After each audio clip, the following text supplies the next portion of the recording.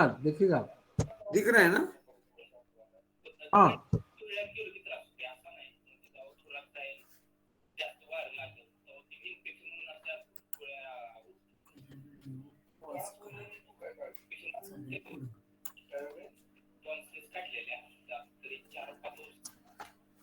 एक 21 साल का लड़के का केस है, अनमैरिड है।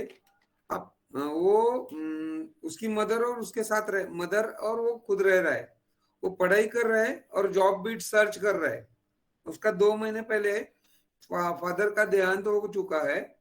इसको 4-5 साल से बार बार थ्रोट का इन्फेक्शन होता है। इसने 5 साल पहले उसका टॉन्सिल भी रिमूव किया है, लेकिन वो ठीक नहीं हो पा रहा था। तो उसने आते ही चालू कर दिया बात करना मेरे से।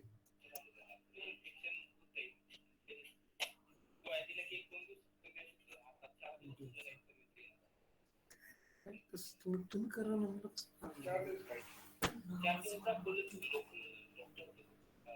कारखान्यावरती, कृष्ण कारखान्यावरती. बर, काय सांगितलं त्यांनी?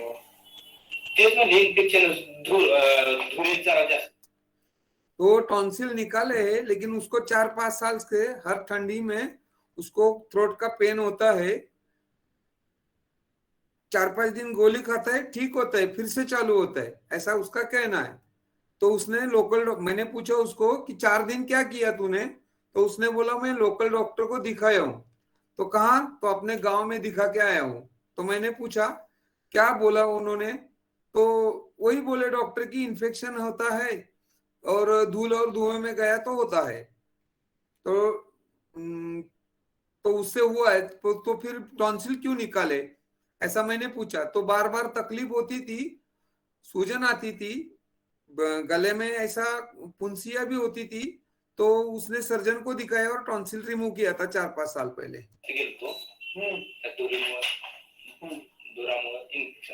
बर, 4 दिवसाचा कोर्स त्यांचा पूर्ण झाला आहे. असंच होते. म्हणजे टॉन्सिल काढून काही फायदा झालेला नाहीये तुला. टॉन्सिल का काढला? त्रास होत होता, फुगत होते. मग मी तर मनोऱ्यापाशी पाठतील का मनोऱ्याच्या समोर बरोबर काढणार कशावर डॉक्टर. उसने वो डॉक्टर का एड्रेस के साथ सब मुझे बता दिया। किती टॉन्सिल्स लय त्रास होत होता काढायच्या आधी, फुगत होता, सुजत होता. बर, त्यांनी काढायला सांगितलं, म्हणजे काय पर्याय नाही, काढायला पाहिजे. आता त्रास कधीपासून परत तुला चालू झाला? थंडीत धुळ्यात गेलो की त्रास होतो. तो मैंने उसको पूछा कि अब आपको कब से तकलीफ हो रही है? तो उसने बोला कि अभी 4-5 दिन से है और हर ठंडी में मुझे ऐसा ही होता है।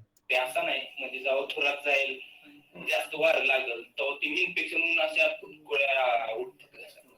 जब भी मैं धुएं में धूल में जाता हूँ तो मुझे गले में खराश आती है, फुंसिया होती है और थ्रोट पेन होता है। त्रास होऊ नये तू काय काळजी घेतलीस? असंच कधी मास्क तो मैंने पूछा कि ये ना होने के लिए तुम क्या करते हो? तो उसने बोला मास्क। तो मैंने आगे बोल दिया है मास्क तो अभी कोविड की वजह से, इसके पहले क्या करता था? उसका जवाब उसने कुछ नहीं दिया। आता मास्क कोविड म्हणून झालं. त्याच्या आधी तुला जर टॉन्सिल काढल्यापासून त्रास आहे म्हणतोस ना, सारखं सारखं कशाचा?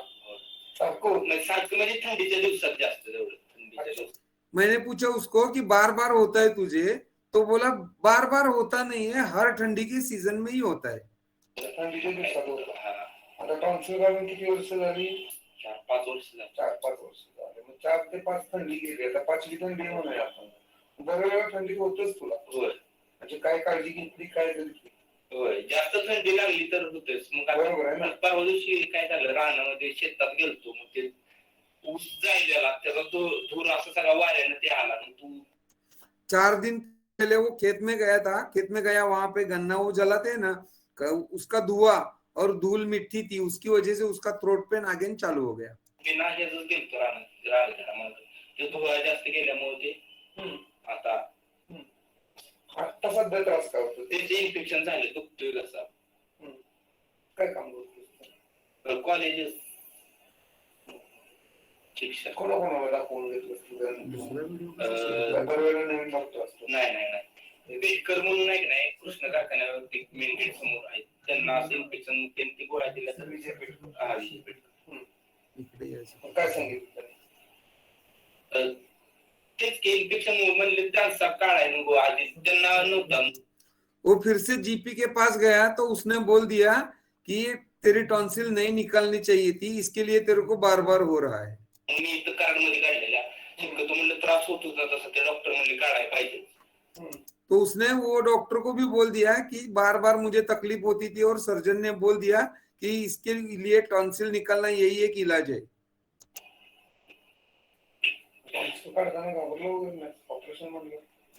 तो मैंने पूछा टॉन्सिल निकालते वक्त वो सर्जरी के टाइम पे तू डरा नहीं ना? तो वो बोलते हैं मैं डरा नहीं, मेरे को एनेस्थीसिया दिया था, इसके लिए क्या डरना.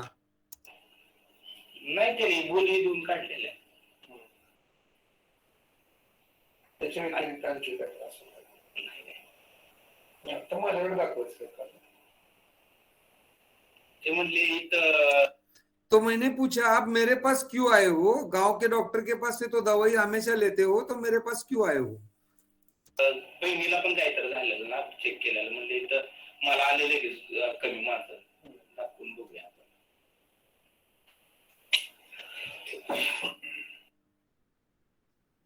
अभी दूसरा वीडियो है और एक मैं वो कट हुआ था वीडियो, और एक बार दिखाता हूँ दूसरा वीडियो. खाली हुए तो कुठे करायचं का?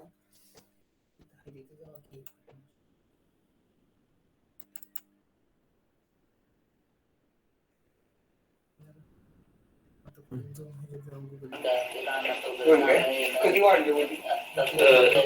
2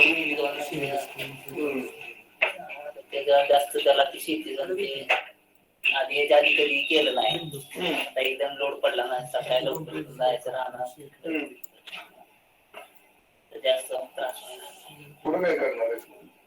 जॉब्स बघायला लागले नाही, शेती नाही जॉब्स पण बघायला लागले.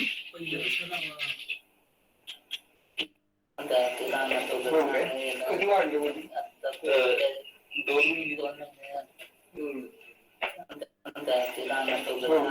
कधी वाढली होती?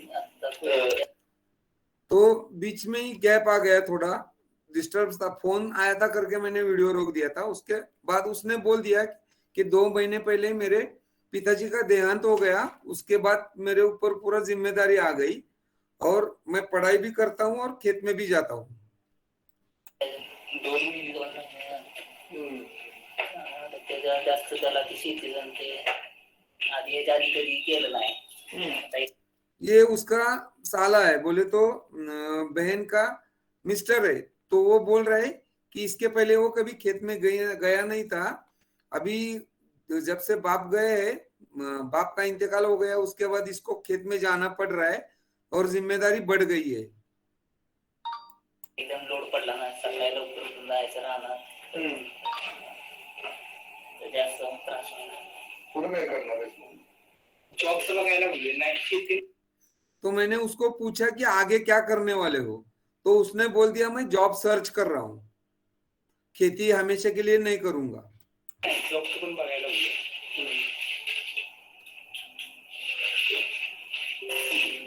जवळपास लांब जाऊन पण कसं होतंय, शेती असल्यामुळं दुसरं पण भावी. तो उसने क्या बोल दिया, मैंने पूछा नहीं था, मैं जॉब सर्च कर रहा हूँ लेकिन एक 50-60 किलोमीटर के अंदर का ढूंढूंगा, यानी कि रोज आ जाके कर सकूं और खेती और माँ की तरफ ध्यान रख सकूं.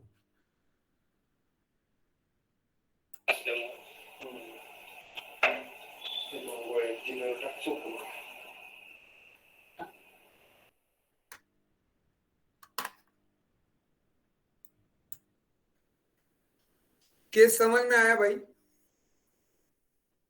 हेलो. जी सर. केस समझ में आया? हाँ सर. क्या लगता है?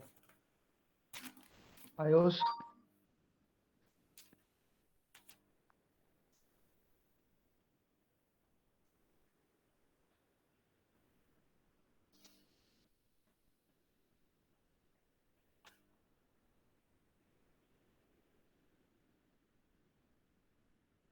आयुष क्यों?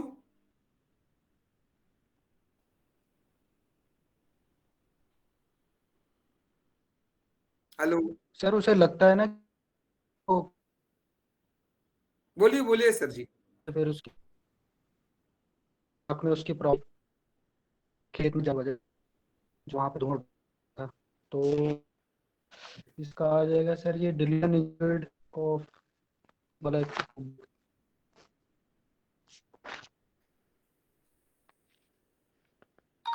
और डिलीशन रॉन्ग सफर्ड ही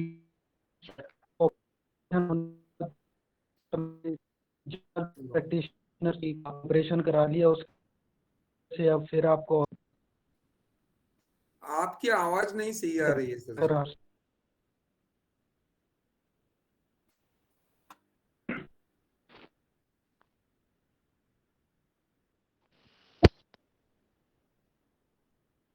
अशोक सर जी आवाज नहीं आ रही है इनकी।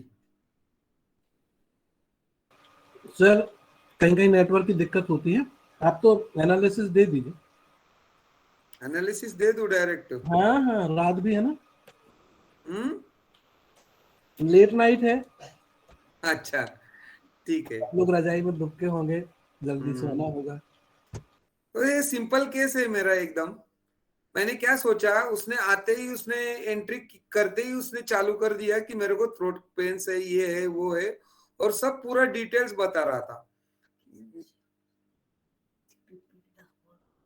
मैं पीपीटी दिखाऊं मैं? हेलो जी जी जी भाई।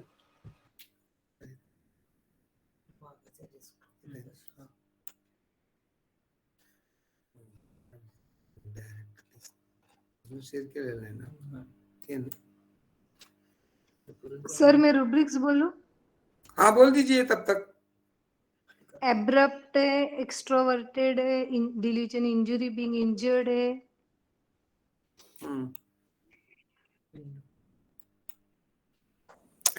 Truth telling plain sir. cares and worries for family members. और Duty, too much sense of duty. अच्छा, ड्यूटी क्यों लगी आपको मैडम?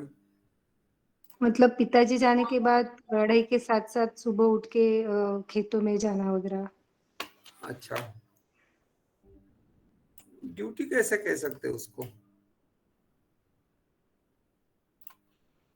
तो फिर रिस्पॉन्सिबिलिटी टेकिंग सीरियसली। हाँ ये हो सकता है, रिस्पॉन्सिबिलिटी ले रहे हो, रिस्पॉन्सिबल है बंदा, नो डाउट अबाउट इट, है ना? ओके। अभी 21 साल का लड़का है, 2 महीने पहले पिताजी एक्सपायर हुए, ये कभी खेत में भी नहीं गया था, और अभी ये खेत में जा रहा है, बाकायदा जॉब ढूंढ रहा है। वो भी जॉब ऐसी ढूंढ रहा है कि 50-60 किलोमीटर के अंदर की होनी चाहिए, ताकि ये माँ की और खेत की ये ले सके। पीपीटी दिख रहा है सर जी? सर नहीं नहीं नहीं, दिख रहा दिख रहा दिख रहा दिख रहा है। हाँ दिख रहा है सर। दिख रहा है ना?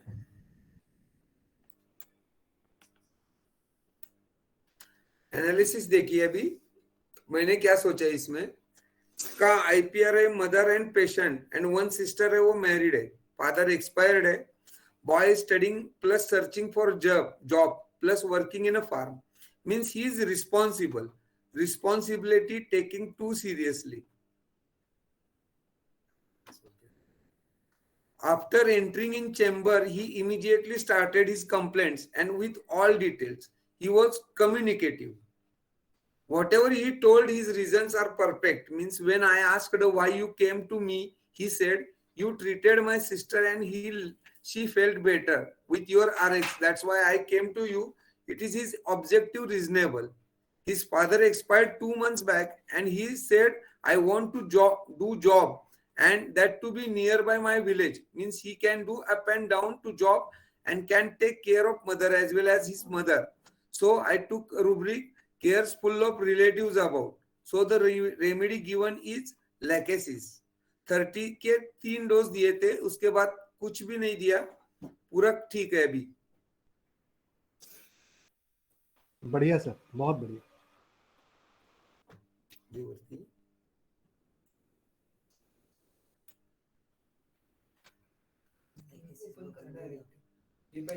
अभी भाई, अशोक भाई, बोलिए. आप लेकेसिस के बारे में बोल दीजिए थोड़ा. आप ही बोल दो ना. इसका क्या हो गया होगा प्रॉब्लम? ये मेरा इवेल्युएशन है. 21 साल का बंदा है, जिस उम्र में उसको खेल कूद चाहिए, मजा करना चाहिए, कॉलेज जाना चाहिए, इस Yeah. उम्र में ये लड़का स्कूल कॉलेज जाके आता है और दोपहर को खेत में जाता है, काम करता है. तो इसको लगता होगा ना थोड़ा सा कि बाकी के मेरे दोस्त तो सब मजा कर रहे हैं, मस्ती कर रहे हैं. तो Correct. इसको जिलेसी भी हो सकता है ना थोड़ा. हाँ हाँ, एम्यूजमेंट वाला बंदा रहता है लेकेसिस. पक्का. ऊपर से वो आया तभी वो ऑब्जर्वेशन में बोलना भूल गया थोड़ा. उसने एकदम मस्त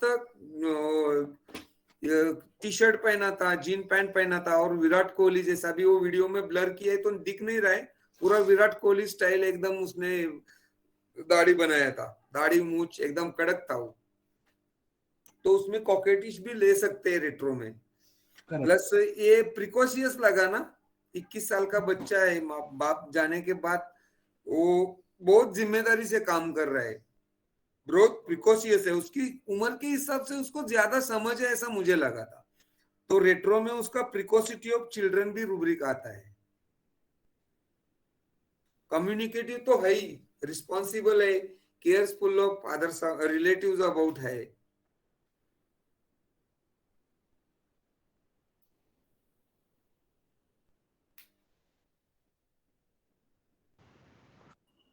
सर इसमें वो धुएं से वगैरह तकलीफ हुई तो डिल्यूजन, इंजरी, बीइंग इंजर्ड, ये रूब्रिक मैं उतना इस्तेमाल नहीं करता हूँ मैडम, क्योंकि क्या है, लेकेसिस का इंजुरी अलग अलग लेवल का है ऐसा मैंने पढ़ा है. सब लेकेसिस का इंजुरी कब होता है? जब उसका एम्यूजमेंट चला जाता है तब इंजुरी होता है. Correct. लोग, मैं तो नहीं, एटलीस्ट ऐसा नहीं पकड़ता हूँ. किसी को मजा चाहिए, एंजॉय, एम्यूजमेंट, डिजायर. लेकेसिस का इंजुरी कब होता है? जब लेकेसिस का बच्चा अगर तुमको एक फिल्म की स्टोरी बार बार बताएगा वो, और हर टाइम पे उसमें कुछ ना कुछ पैतरा ऐड करेगा, लेकिन एक आईपीआर का कभी ना कभी उसका कंटाला तो आएगा, बोर तो होगा, यार ये बच्चा बार बार वही बोल रही है, वही बोल रहे, तो उसका नहीं सुनते फिर. तो जब उसका नहीं सुनते तब लेकेसिस को इंजुरी होती है. इंजुरी एट मेंटल लेवल है वो, ऐसा मेरा.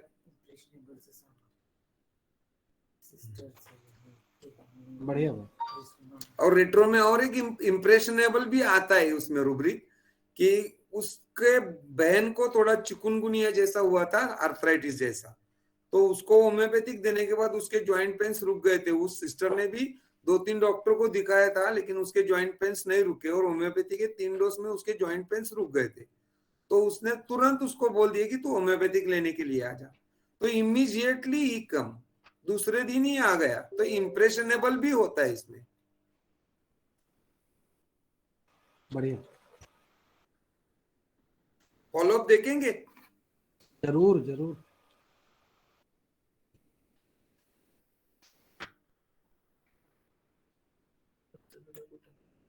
पेन ड्राइव मुझे.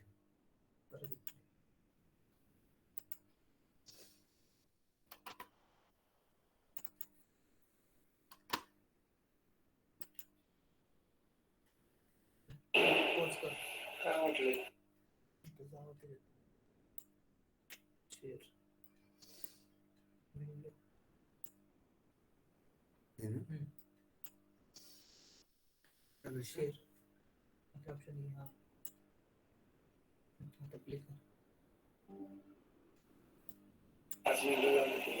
ये 5 मिनट के बाद का फॉलोअप है.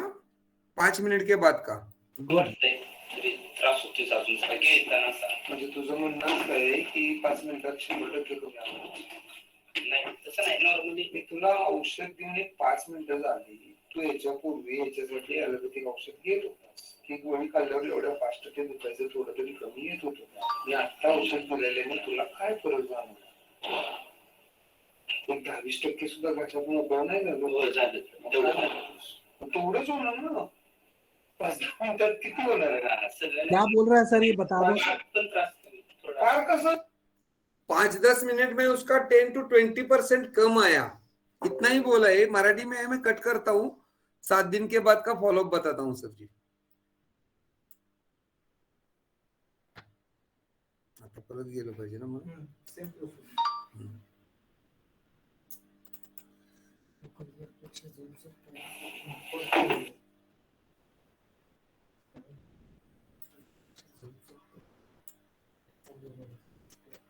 नाही सोपं आहे तसं काय नाही. इथं क्लिक करायचं.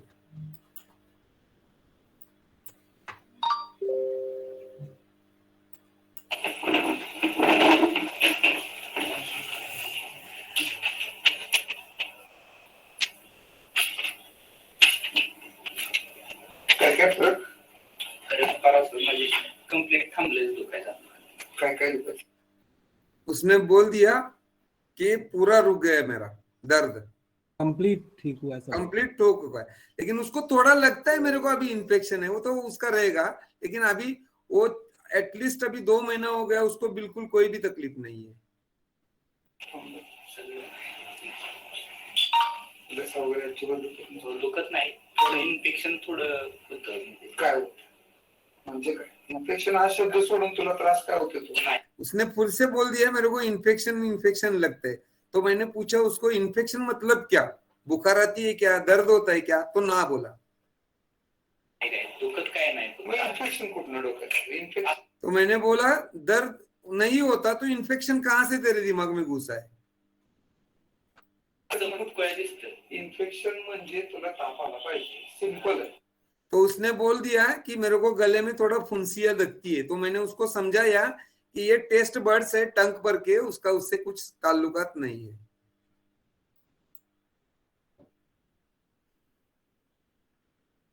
किसी को कुछ डाउट?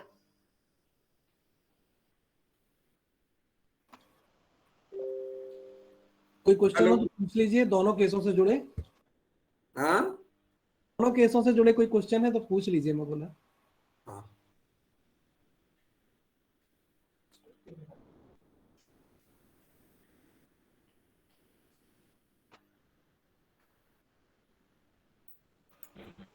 Hello sir.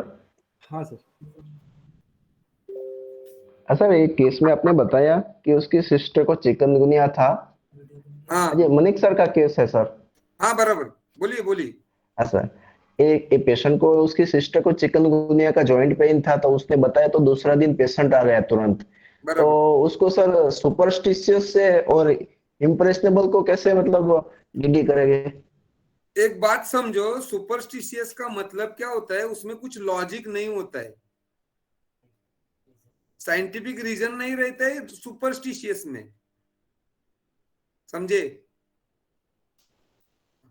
अभी समझो आप, किसी ने आपको बोल दिया कि काला धागा आपके पैर में बांधने से आप बीमार नहीं गिरोगे, इसके पीछे कुछ लॉजिक है क्या, साइंटिफिक है क्या वो? नहीं. नहीं है ना.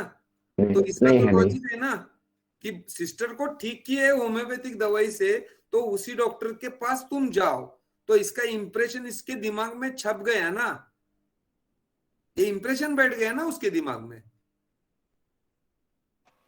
क्लियर हुआ कि नहीं डाउट समझे? ऑब्जेक्टिव रीजन, कंफर्म रिजल्ट मालूम है कि होम्योपैथी दवाई से ठीक हुआ. ये ऑब्जेक्टिव रीजनेबल भी है और इंप्रेशनेबल भी है.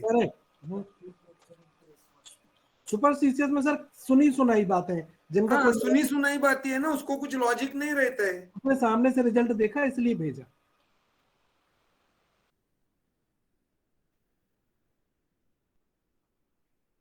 और वैसे लैकेसिस चार्म्ड भी रहता है. उसको मैंने एक सवाल भी पूछा था एक केस में, मैं बताना भूल गया. मैं उसको पूछा था कि तू, तेरा थ्रोट पेन होता है तो बार बार एक ही डॉक्टर के पास जाता है कि डॉक्टर चेंज करता है? तो उसने बोल दिया नहीं, मैं एक ही डॉक्टर के पास जाता हूँ. तो diligent charmed can not break the spell, ये रेट्रो में आता है ये केस में रूब्रिक, लेकिन सिंगल रेमेडी रूब्रिक है, इसके लिए मैं नहीं लिया था इसमें, ये रेट्रो में आ सकता है. जी सर डिल्यूजन मैग्नेटाइज्ड क्यों नहीं? क्यों, मैं कहाँ मैग्नेटाइज लगाते तुम आपको मेरे से? वो जो चार्म्ड आपने बोला एक ही डॉक्टर के पास जा रहा है, वो चेंज नहीं नहीं, करता? वो पहले जनरल प्रैक्टिशनर के पास जाता था ना, बार बार एक ही डॉक्टर के पास जाता था, थ्रोट इन्फेक्शन होता था तो भी. तो फिर सर मैग्नेटाइज्ड के साथ डीडी कीजिए। किसमें मैग्नेटाइज्ड कब लेते हैं? मैग्नेटाइज ना, मैं आपको लगता है ना वो आपसे मैग्नेटाइज हुआ है, यहाँ पे कुछ लगा नहीं ना मुझे। ओके ओके, समझ गई, डॉक्टर की तरफ से। थैंक यू, हाँ, थैंक यू सर। मेरे को लगना चाहिए ना, मैग्नेटिज्म में क्या होता है, आदमी खींचा जाता है, मुझे कुछ खींचा हुआ जैसा नहीं लगा उसके साथ। वो प्रवचन करने वाले बाबा जी प्रवचन करते हैं और गांव की महिलाएं कैसी मैग्नेटाइज हो कैसे जाती है, जाती है उनके पीछे पीछे पीछे, वो मैग्नेटाइज है। वो मैग्नेटाइजिंग है, बराबर है। और सर मैंने आपसे इलाज कराया, मेरे को आराम मिला, मैं तो बस कुछ भी होता तो आपके ही पास आता हूँ और मैं कहीं नहीं जाऊंगा। हाँ, अभी वो फॉलोअप में आता है तभी बोलता है वो मेरे को कि मैं अभी दूसरे किसी के पास नहीं जाता हूं, तो अभी वो मैग्नेटाइज हो गए, लेकिन केस में नहीं है मैग्नेटाइज। अभी उसके कम से कम 5-6 फॉलोअप्स हो गए हैं, पूरा सैक्लेक पे ओनली 3 डोसेस दिया था ब्लैक एसिस के 30 के, रिपीटेशन नहीं किया है बिल्कुल। तो हमारे ग्रुप के कोई मेंबर हैं जो यूट्यूब में लिखते हैं कि आप एक डोज से कैसे ठीक कर लेते हो, ये होम्योपैथी नहीं, ये तो उन्होंने कुछ लिखा था। तो उनको मैं यहाँ जवाब देना चाहूंगा कि आप इस मेथड पे आए और आप सिंगल डोज दे के वेट करें, आपको भी वो रिजल्ट मिलेगा। नासिक के डॉक्टर सुमति लाल धारीवाल सर हैं, एक डोज दे के उन्होंने कैंसर जैसे बड़े बड़े केस ठीक किए हैं और सैक्लेक पे चलते हैं। तो शक ना करें किसी मेथड पे, हर मेथड का रिस्पेक्ट।